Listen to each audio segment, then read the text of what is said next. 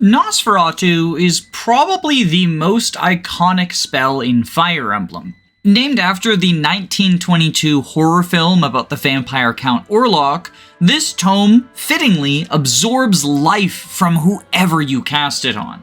And as a clever reference to the fact that the unlicensed Dracula knockoff was a black and white film, Nos has similarly lived life as both black magic and light magic. And fittingly, this mixed identity was present from the very start in Gaiden, the first game to include the Nosferatu spell.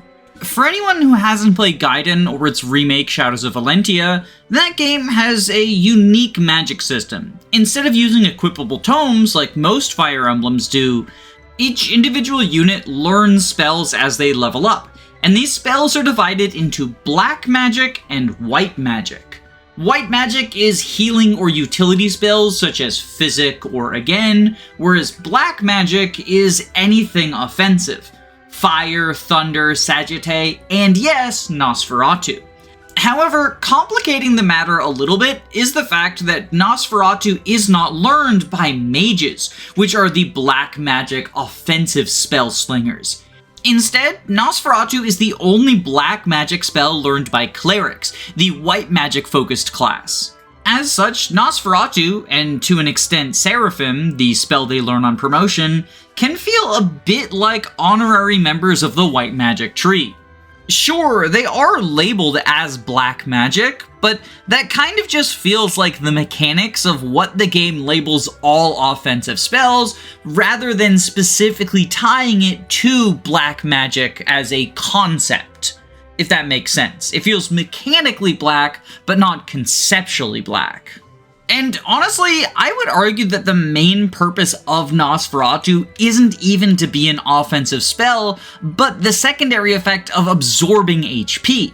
Because every spell other than Nosferatu costs HP to cast, and so these healing clerics that are healing everyone else around them aren't able to continue to cast their healing spells without replenishing their HP in some manner. In SOV, you can get around this by using healing items, but those didn't exist in the original Gaiden. So instead, you had to turn to the Nosferatu spell, and it is a pretty bad offensive spell.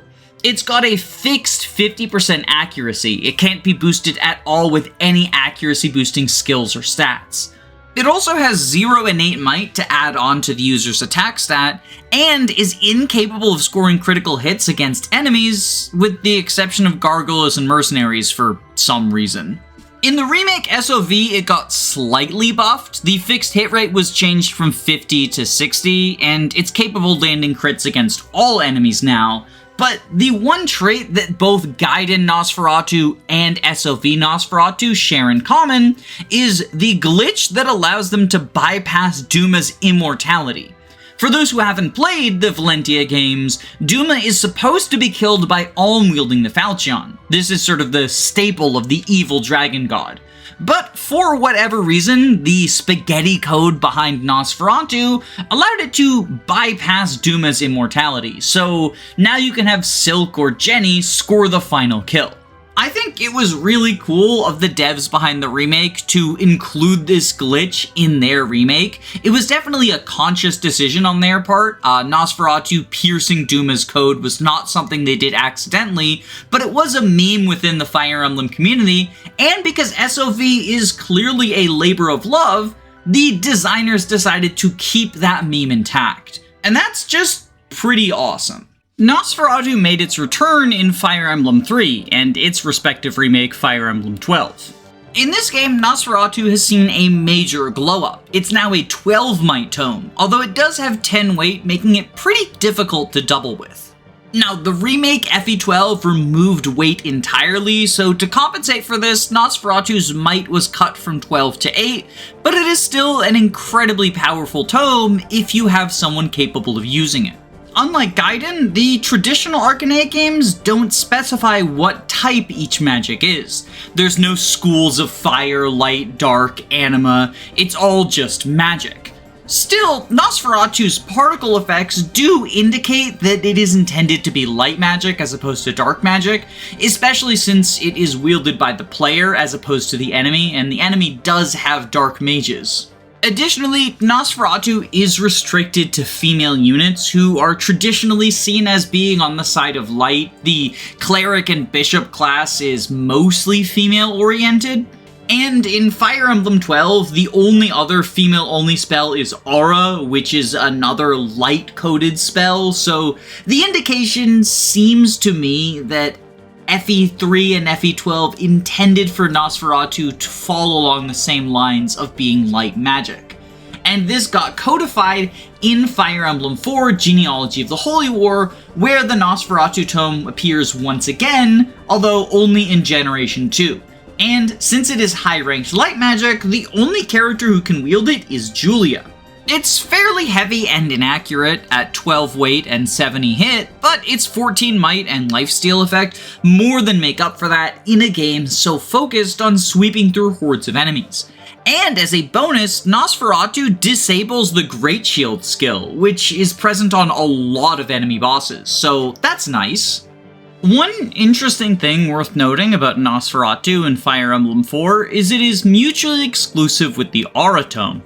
In Chapter 6, there are 2 optional castles, and depending on which one you conquer first, Seliph will talk to Julia and either give her the Nosferatu Tome or the Aura Tome.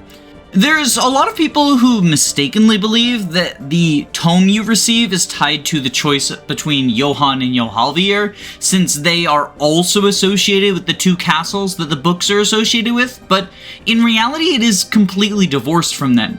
You simply need to conquer whichever castle you've chosen to go for, and in most people's cases that's going to be Nosferatu. Which is a little bit sad considering that the Aura Tome you could get instead of Nos is from Deirdre, Julia's mother. So passing that down as inheritance would be pretty fitting and in line with FE4's themes. Speaking of inheriting specific weapons, we should probably talk about the Earth Sword. It also has the life drain effect, and at 2 range it actually casts the Nosferatu spell. And since Sigurd and Seliph both have access to a large number of sword users, you would think that the Earth Sword would be more powerful than Nosferatu, just because more people can use it. But unfortunately it's held back by having only 10 durability.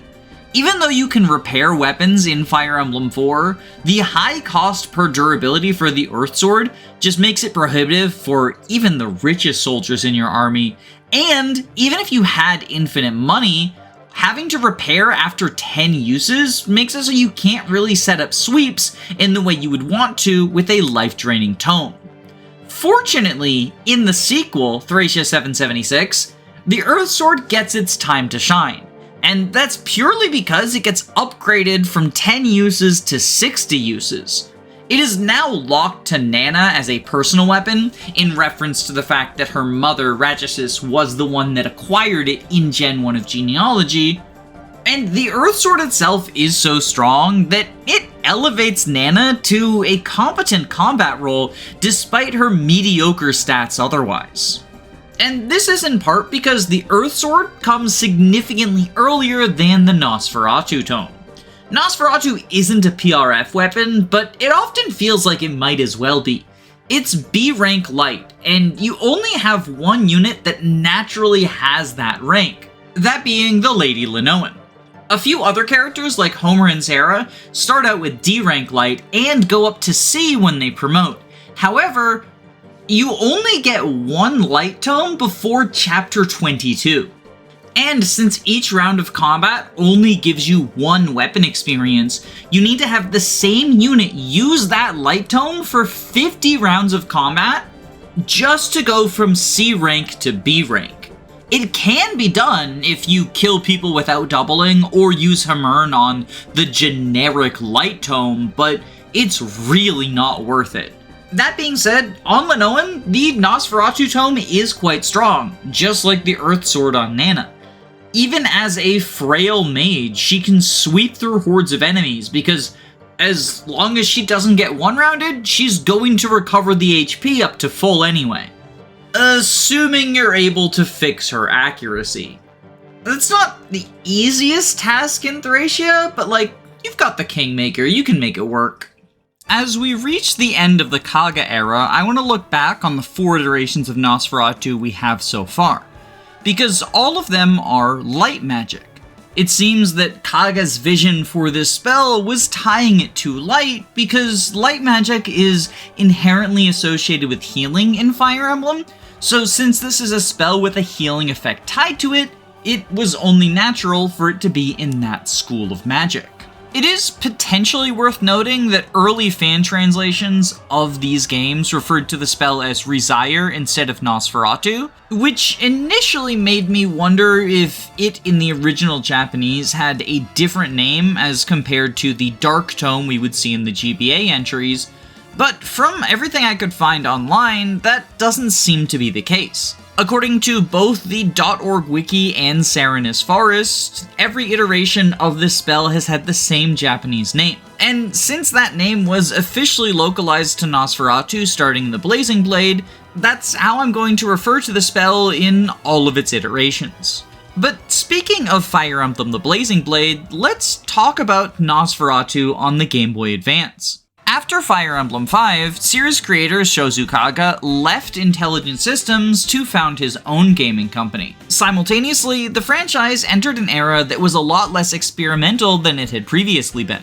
All 3 Game Boy Advance games are mechanically very similar to each other and draw a lot of their core systems from the first 5 Fire Emblems directly. In this context, it feels really interesting to me that the spell Nosferatu was changed from being light magic to dark magic.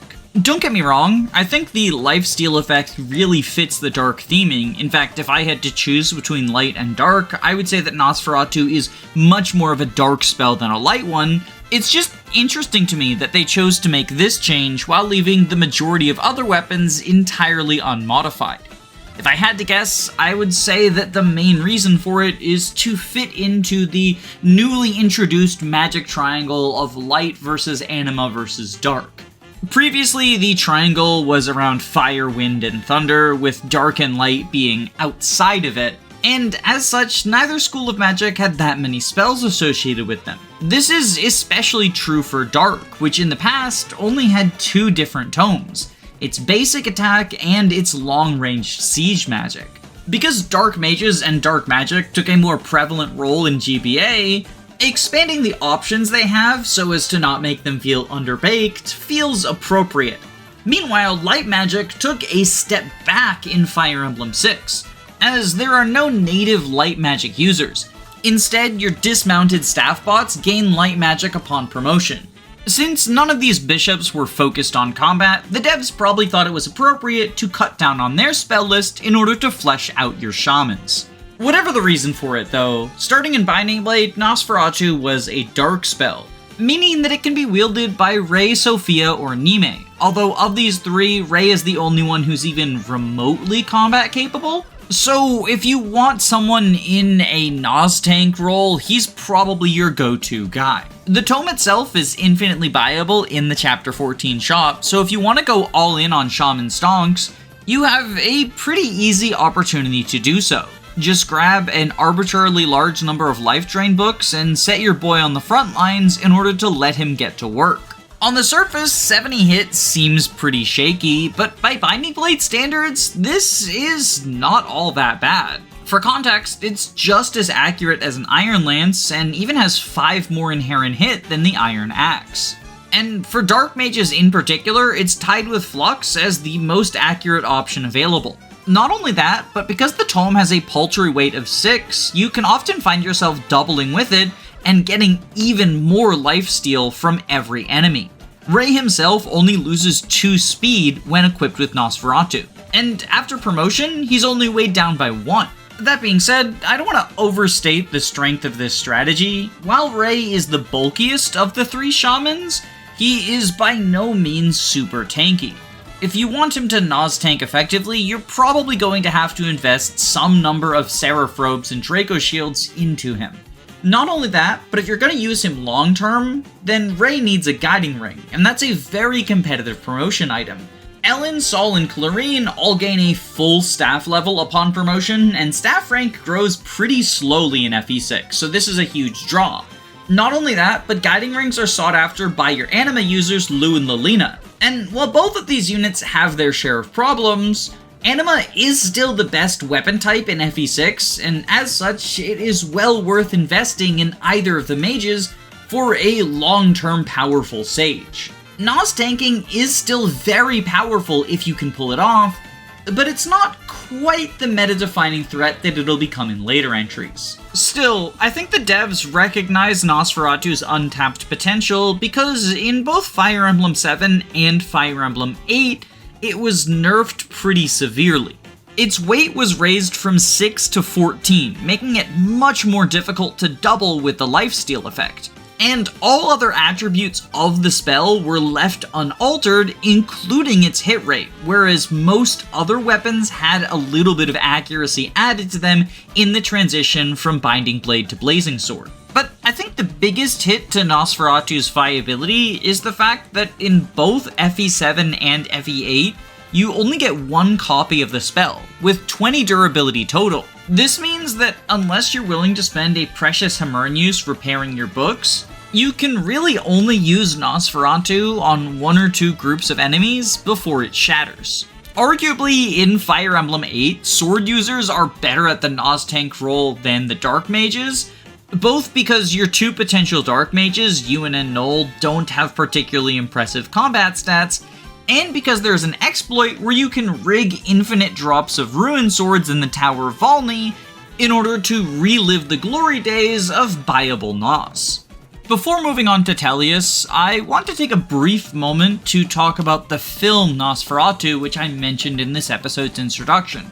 I know this is ostensibly a Fire Emblem channel, but let's face it, you're 15 minutes into a YouTube video. Statistically speaking, you're not going to click away no matter what I talk about next. I earlier referred to it as an unauthorized Dracula ripoff, but honestly, that description is pretty uncharitable. There's a significant number of changes to the story of Nosferatu as opposed to Bram Stoker's classic. There are some obvious parallels, like Count Orlok's mansion, the vampire traveling a long distance via boat and carriage to kill a beautiful woman, and an unexplained psychic connection between the main character's romantic interest and the antagonist vampire. But many elements of the book, most notably the vampire hunters and Van Helsing, are omitted entirely. Instead, Orlok just dies due to sun shining on him through a window. And believe it or not, that choice is actually where the idea of vampires being weak to sunlight originates. So you can thank Nosferatu for sparkly Edward Cullen. Honestly, despite the broad similarities, I don't think the film would have been accused of being an unauthorized adaptation of Dracula if it hadn't called itself an adaptation of Dracula in one of its title cards. Yeah, that was probably not the best idea. Florence Stoker, the widow of Bram Stoker, filed a lawsuit for copyright violation, and she was pretty effortlessly ruled the winner in German courts. Not only did this mean that she was awarded enough money to drive the film's producer into bankruptcy, but every existing copy of Nosferatu was ordered to be destroyed.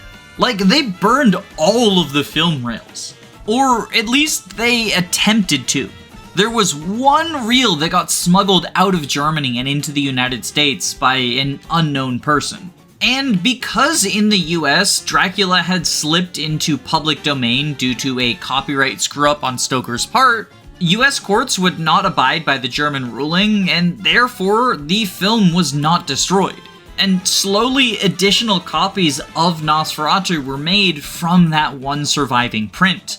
For this reason, the film today kind of has a jarring, stuttering quality, even more so than other old films often do, since preservationists are working with even more limited materials than they usually have. But I find the whole ordeal around this film just so fascinating that I had to bring it up in the Nosferatu video. If anything, it's kind of a demonstration of how stupid and harmful copyright laws can be, but that's probably a topic best saved for another time. let's just move back into the realm of Fire Emblem. Moving on to Path of Radiance, and Fire Emblem abandoned dark magic, instead going back to the triangle of wind, fire, and thunder, which in my opinion makes a lot less sense than light, dark, and anima, but I'm also just not a fan of the magic triangle in general, so I'm probably not the target audience here. Actually, I'm curious about what the common consensus for the magic triangle is, so let me know your thoughts in the comments. Do you like magic triangles? Do you dislike them? Are you apathetic? And would you prefer the light dark anima or the fire wind thunder one? Or some sort of amalgamation of the two of them like Radiant Dawn and FE4 have? And since I'm pausing to engagement bait for comments, I might as well ask you to subscribe while you're down there, right? Regardless, the important thing for our purposes is that the absence of black magic means that Nosferatu is once again a light spell, although it is very limited in the player's hands, as there's only one character who can even use light magic, Riss. And as you would expect from a priest, he is an incredibly frail character, so he's not really suited to the Nos tank role. Even with the rather pathetic enemy quality Path of Radiance has to offer outside of Maniac mode, Riss can often find himself getting 2-rounded or even 1-rounded if he gets particularly defense screwed. As such, once again Rune Sword tends to outshine Nosferatu, albeit it too has problems since this is a magical weapon and the only sword users with decent magic stats are Tanith and Mist. The second Tellius game, Radiant Dawn, re-adds dark magic to the equation, but it honestly feels like an afterthought. It can only be used by 2 enemies and 2 playable units, and both of the playable dark mages come incredibly late in the campaign. As such, it's unsurprising that Nosferatu remains a light spell, and Radiant Dawn has a lot more light users than Path of Radiance did, but all of them fit into the frail glass cannon role or simply the utility staffer role rather than functioning as tanky units, and as a result, Nosferatu still feels pretty underwhelming. And Radiant Dawn got rid of magical swords, so there's not even a Ruin Sword to allow for Nos tanking strategies on your paladins. Truly, these were dark times for Nosferatu fans. But as the saying goes, the night is darkest right before the dawn. And Fire Emblem Awakening brought back Nosferatu and elevated it to new heights, probably the strongest it's ever been in the franchise. Once again, Nosferatu is infinitely purchasable after a certain point in the game, but unlike Fire Emblem 6, you can return to the stores that sell Nosferatu anytime you want once you've unlocked them. This means you can continuously restock as you go through the game, and will never truly run out of Nosferatu uses. Weapon weight as a concept is also removed from Fire Emblem Awakening, so if you have a mage that's fast enough to double opponents, then they can steal life from them twice. And this is a strategy that a lot of people employ to breeze their way through the mid and late game of Awakening. Simply train up a powerful Nosferatu user, oftentimes the Avatar Robin, give them an inventory full of tomes, with possibly some of them forged, then just sit back and watch them effortlessly decimate all of the enemies in their paths. I do think that the community sometimes overstates the dominance of this strategy, in particular when it comes to Lunatic Plus mode, and I would argue that both for Lunatic and Lunatic Plus, you are going to have a somewhat easier time if you train up an entire squad instead of relying on a single enemy phase Nosferatu tank.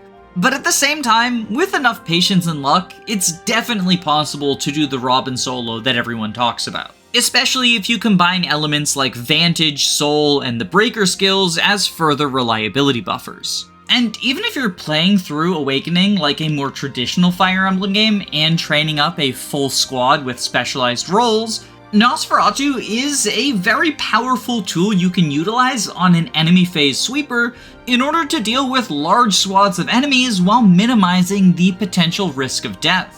I think what's truly telling about the power of Nosferatu is Dark Mages in Awakening have access to a lot of specialized super weird effect tomes, like Ruin, which has an increased crit rate, or Meyer, which has an increased range. But Nosferatu is really the only one that people talk about. And not only that, but it is one of the first things that comes up on any sort of meta discussion around Fire Emblem Awakening. And this performance is particularly impressive if you factor in that Nosferatu received a huge nerf in Awakening. Prior to the game that #saved the franchise, Nosferatu would heal you for all of the damage you deal to your opponent with it. However, starting in Awakening, and in every game since then, it only heals 50% of the damage you deal, which is a significant downgrade.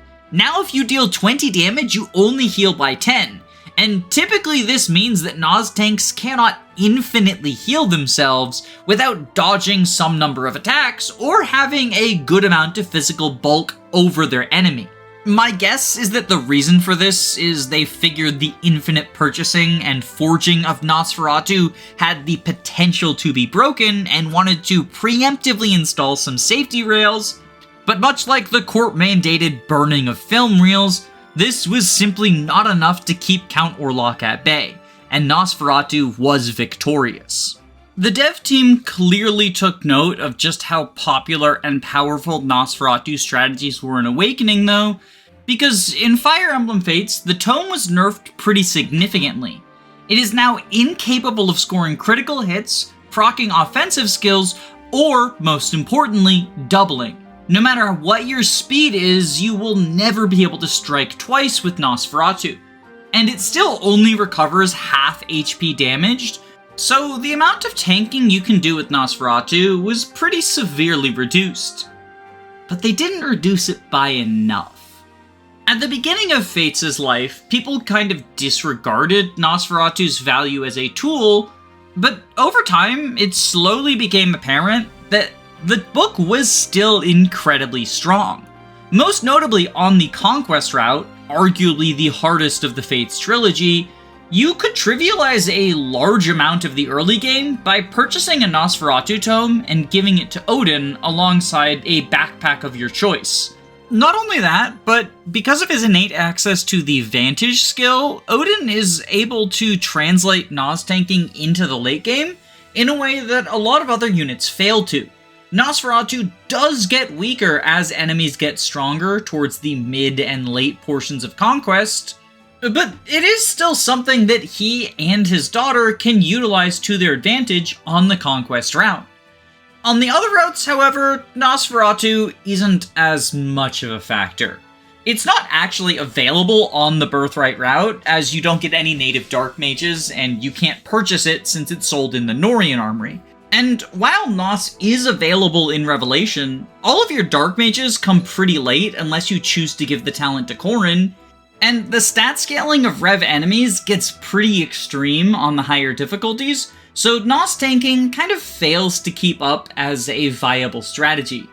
The most hilarious thing to note about Nosferatu in the Revelation route is you get one in a treasure chest in the second to last map in the game. Like, oh yeah, I guess I'm going to Nos tank the final boss?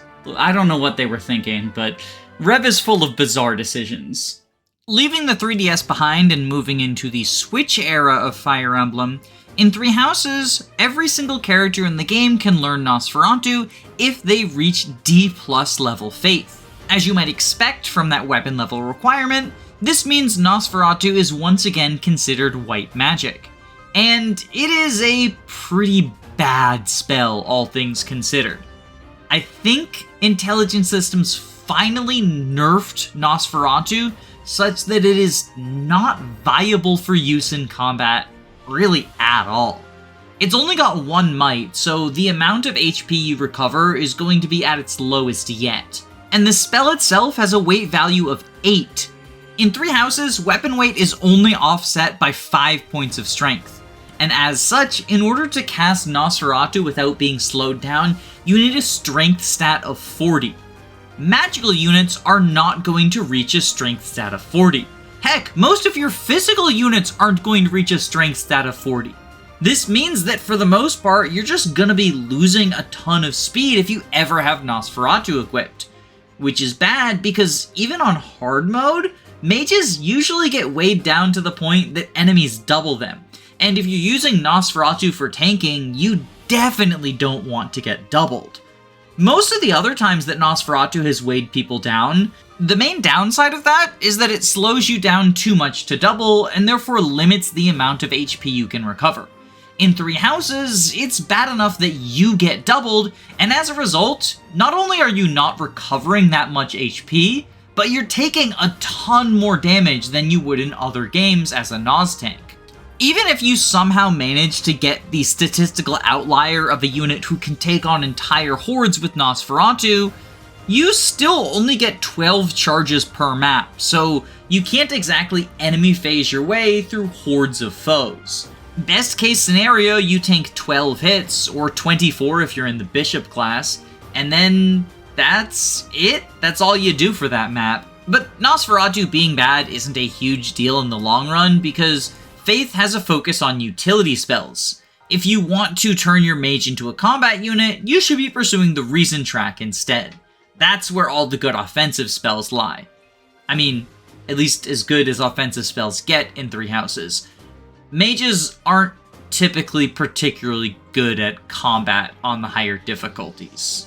And now for the final step on our tour of the franchise, Fire Emblem Engage.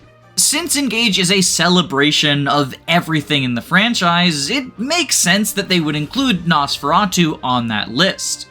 But they didn't give it to you as a purchasable or equipable item. Instead, Nosferatu is tied to the Micaiah emblem ring as one of her engage weapons. This means that for the 3 turns that you are engaged with Micaiah, you can use Nosferatu.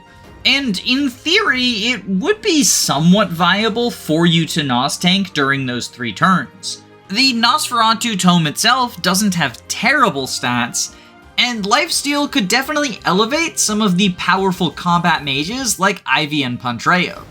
But there's a few things that hold back this Nos tanking strategy. The first is that Emblem Micaiah leaves you after Chapter 10 and doesn't return to the player's control until Chapter 19. And as such, there's a huge stretch of the game where you just don't have access to the Nosferatu tome. Additionally, emblem weapons can't be forged or engraved like traditional ones can, and as a result, by the time you get Micaiah back, it's very likely that you've forged up powerful tomes that outclass anything she has access to. But probably the biggest thing holding back the Nos tank strategy on Micaiah is the fact that Micaiah is one of the most powerful utility emblems and is incredibly beneficial if given to a staffer instead of a combat unit, since she passively gives staves a significant buff to their range and allows them to target 5 adjacent tiles instead of just 1. This means that if you're doing strategies like Warp and Rescue, you can move large squads across the map, and if you're using offensive staves like Freeze or Entrap, you have the ability to disrupt far more than just one enemy at a time. Even if you're limiting your staffing to just spamming heal, being able to target a large group of people instead of one individual is super useful, especially since a lot of staff classes aren't able to use Fortify. While in theory you could have Micaiah use a staff action on player phase and do combat on enemy phase, in practice, the types of units that want to be staff spamming and the types of units that want to be doing large swaths of combat don't tend to have a ton of overlap, and if you have to choose between the two, Micaiah just has much more going for her in the utility option than the limited Nosferatu combat role. But if you have the DLC, you can try to Nos tank with Hector, an emblem who is much more suited to this defensive bulky strategy. He has the Ruin Sword, and even though he is theoretically intended for a physical unit because of the axes and swords he gives you access to, the defensive bonuses he will give to his wielder will benefit mages just as well, and you can have them utilize the Ruin Sword to Nos tank groups of foes if you want. Hector's definitely not the most powerful of the DLC emblems. I mean, Edelgard gives you Omega Super Gale Force, but if you just want some good old-fashioned Nos tanking, then Hector is probably your go-to guy.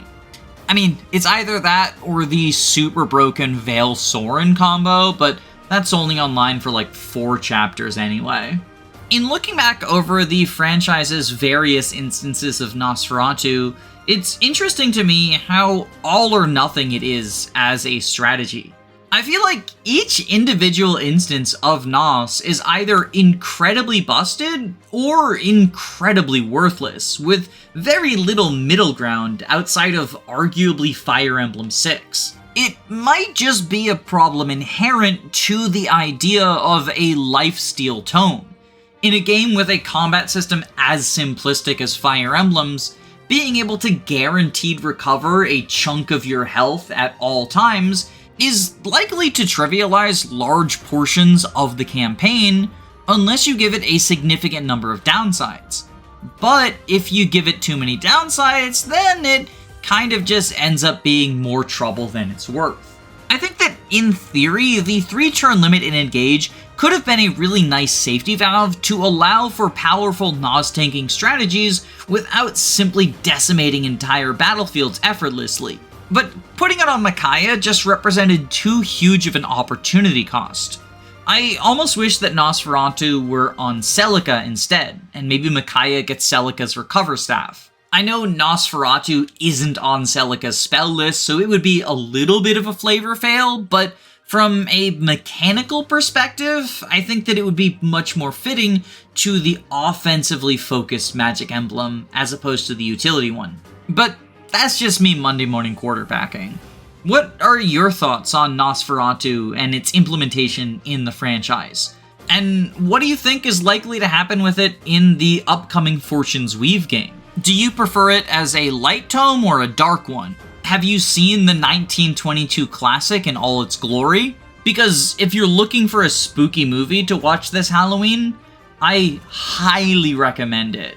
Almost as much as I recommend my patrons. Thank you to Glup Shido, Erica Ford, YLO1, Electric Giga, George Grenville the 7th PM, Jamie Collins, Arvis, Crispy Matthews, Floahay, Amy Hazel, Shinthia, Faulty Videos, Kyle Madison, Derek Williams, Anna Cabana, The Daily Foogle, Faye, Magic Bite, Thoughtful Insanity, Robin Goodfeller, Ziggy WSB, Dysike, Chris, Root Beer Pants, Queen Elizam, Control Daegis, Roman Cormancic, Knick Knack Hammersmack, Carrier Has Left, Angel Nap Caceres, Cabbage, SUP, Caius Cole, Bree, Punchfighter Champion, Eggman, Maxine the Vampire Queen, Dragonback Lancer, Sardonic Muse, Wannabe Cinnabon, Lepton, Key the Iron Idol, Calamity Callie, Anom Wanderer, A Clever Username of Lies, Jackson McMahon, Siren Galaxy, Rezi, Andu, Rhea, Gameboo, Carosa, Firant, Your Doctor, Frozen Helm, Patwit, Pillow Willow, Girl Boss, Lizard Bongwater, Christopher Bueno, Maren McLean, Jaden, Dylan Solis, Forever Lucas, Some Trades, Guiji555, Smaz Ruby, Zycrom, Robin D, Alenby, Hound Dogs, They Thumb, Clan, and especially my Jagans, Adele, Alexander Roper, Siggy, and Serial Bowl. You make what I do on the channel possible. Without your help, I wouldn't have been able to make a 40-minute video about a random weapon in Fire Emblem that also dives into a bizarre copyright controversy around a horror movie classic. I already shilled earlier in the video, but like, comment, subscribe, all that stuff, and there's a link to my Patreon if you want to throw me a couple of bucks a month. No pressure, but you do get early videos and can vote on some stuff. But as always, please only donate if you can comfortably afford to do so. I don't want anyone going broke for Fire Emblem. Stay safe, gamers. Have a wonderful day.